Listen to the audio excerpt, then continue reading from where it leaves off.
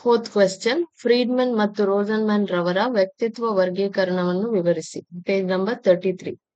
Friedman ಮತ್ತು ರೋಸನ್ಮನ್ ವ್ಯಕ್ತಿಗಳನ್ನು type A ಮತ್ತು ಟೈಪ್ ಬಿ ವ್ಯಕ್ತಿತ್ವ ಪ್ರಕಾರಗಳಲ್ಲಿ ವರ್ಗೀಕರಿಸಿದ್ದಾರೆ. ಟೈಪ್ ಎ ವ್ಯಕ್ತಿತ್ವ. ಈ ರೀತಿಯ ವ್ಯಕ್ತಿಗಳು ಹೆಚ್ಚು ಉತ್ಸಾಹಭರಿತರಾಗಿರುತ್ತಾರೆ. ಸಹನೆಯ ಕೊರತೆ ಅವರಿಗೆ ಯಾವಾಗಲೂ ಸಮಯ ಕಡಿಮೆಯಾಗಿರುವಂತೆ ಅನಿಸುತ್ತದೆ.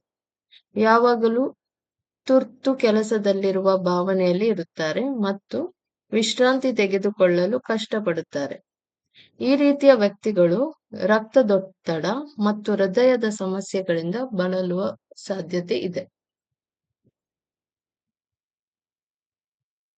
ಟೈಪ್ ಬಿ ವ್ಯಕ್ತಿತ್ವ ಇದಕ್ಕೆ ವಿರುದ್ಧವಾಗಿದ್ದು, ಟೈಪ್ ಎ ಲಕ್ಷಣಗಳ ಅಭಾವವಿರುವ ವ್ಯಕ್ತಿಗಳನ್ನು ಒಳಗೊಂಡಿರುತ್ತದೆ.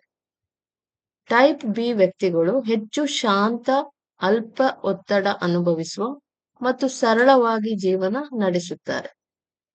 ಟೈಪ್ ಸಿ ಎಂಬ ವ್ಯಕ್ತಿತ್ವವನ್ನು ಮಾರಿಸ್ ಎಂಬ ಸಂಶೋಧಕ ವಿಸ್ತರಿಸಿದ್ದು, ಇದನ್ನು ಕ್ಯಾನ್ಸರ್ಗೆ ಒಳಗಾಗುವ ಸಾಧ್ಯತೆ ಹೊಂದಿರುವ ವ್ಯಕ್ತಿಗಳು ಎಂದು ಗುರುತಿಸಲಾಗಿದೆ.